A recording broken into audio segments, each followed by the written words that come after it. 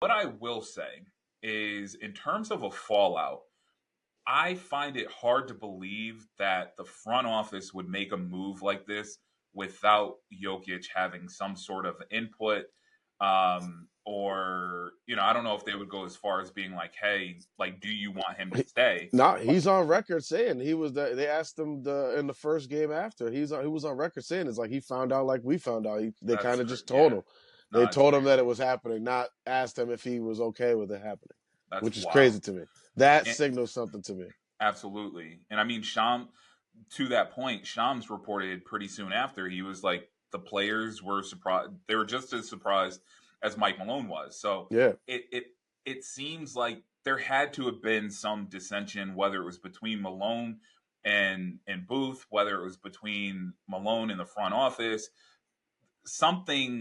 There's more to this story that we're not getting. definitely, Again, it's not definitely. just X and O's. Whatever happened in that meeting, or whatever was said, I mean, it was like I said, pretty shocking. So that's the first part of it, and then when you look at the potential fallout moving forward, you know, I think that's there's going to be changes, of course, to the roster and to the front office, definitely, but I feel like the size of those changes, like the length of those changes, are going to be dependent on what happens in the playoffs, and they got a tough matchup, man, They do. against the Clippers. The Clippers are playing some good basketball right now, and I feel like if this thing is first round and out, then everybody's going to be questioning the future and things like that. Because not only were there 3 games left, but they were like the fourth seed. They were the fourth seed at the time. Yeah. At the time of this, so it's just like the front office signaling during the season with games and a playoff run ahead that like,